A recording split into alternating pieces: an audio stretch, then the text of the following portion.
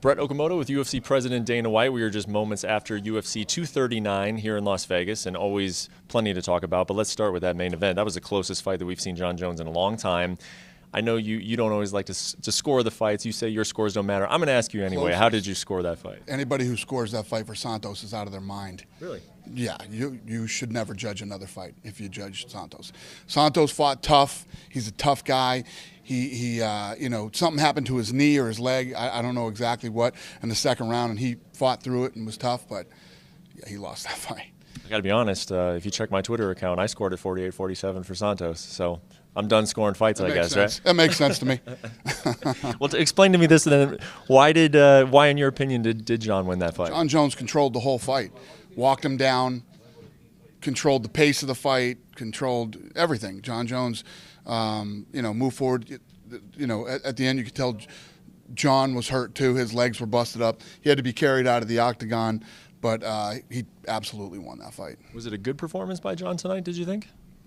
He won. Listen, it wasn't a 2.5-second flying knee knockout. It wasn't a knocking out somebody who's never been knocked out in MMA before and things like that. But he went out and he won the fight. It's not it's not a crowd pleaser. It's not one of those wins that has everybody jumping up and down for joy. But he won the fight against a really tough guy who came to fight and who came to win. Well, even though you don't agree with the one scorecard that went Thiago Santos' way, that's still historic. To my knowledge, it's the first time there's ever been a scorecard go against Jon Jones. So do you think because it's historic, do you have any interest in setting up that fight again, or you feel pretty comfortable moving on from Thiago Santos? Yeah, I thought that Jon completely dominated that fight. And, I'm not thinking about a rematch, no. Okay. Amanda Nunes, I feel like I've asked you this question before. She goes out and she has these spectacular performances. This one against Holly Holm, what did you make of her performance? Yeah, I thought that she looked incredible. Obviously, when I talk about her being the greatest ever, it's about not only who you fought and who you beat, but how you beat them. Mm-hmm. And if you look at all the greats, she's fought all the greats now. Mm-hmm. Holly was the last one. And if you look at how she performed against Holly, you can't deny it anymore. If you were ever in denial, it's over. You can't.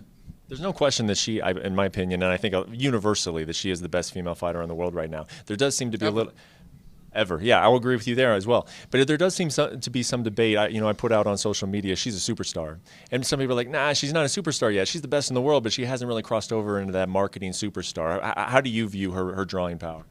So tonight we did, let me just tell you this, all the numbers.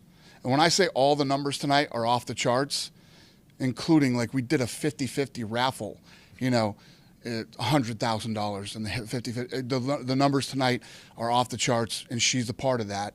It was a great card and a card that a lot of people were excited about. She's the co-main event. I tell you guys this all the time.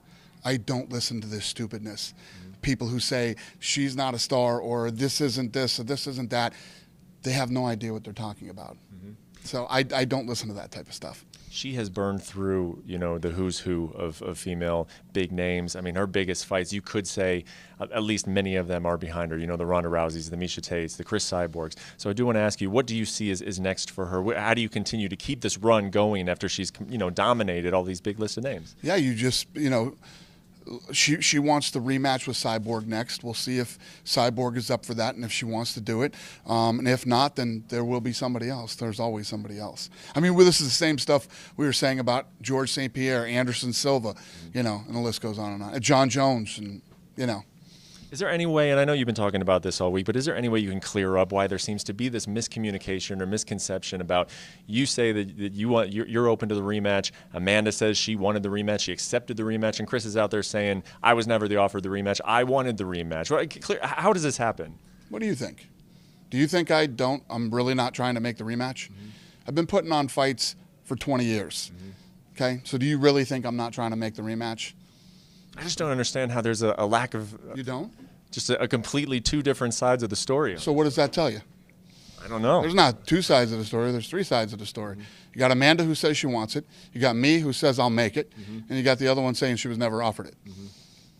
You do the math on that one. So to be clear, just to be absolutely clear, Chris Cyborg has made it known that it is the final fight on her contract. You would like to re-sign her. You would like to keep her in the UFC. Sure. We'll do a deal with her tomorrow to fight Amanda Nunes and for the rematch. Mm-hmm. There you go. You were sitting front row. You got a pretty good look at George Masvidal's flying knee against Ben Askren. What was your reaction to it? Wow. I mean, it's one of those things, you know, you if you're Masvidal, you're assuming he's going to run right out and shoot on you. Mm-hmm. So you're going to run right out and throw the flying knee. And yeah, it was one of the most vicious knockouts I've ever seen in my life. It's going to be hard to top. I mean, it's the fastest knockout in UFC history, but you do have another big welterweight fight between Colby Covington and Robbie Lawler. Is George Masvidal the next #1 contender, or do we not know yet? Well, it was like Rogan said. That knockout was really like 2 seconds. Mm-hmm. You know, he hit him with a couple more shots, and the ref didn't get there in time. You know, but really the fight was over when that knee landed.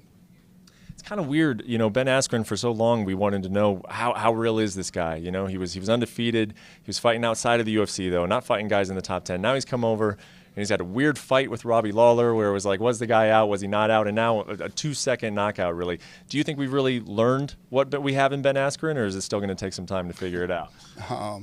Listen, you know, for me to say anything negative about the kid right now, I like the guy. I like him.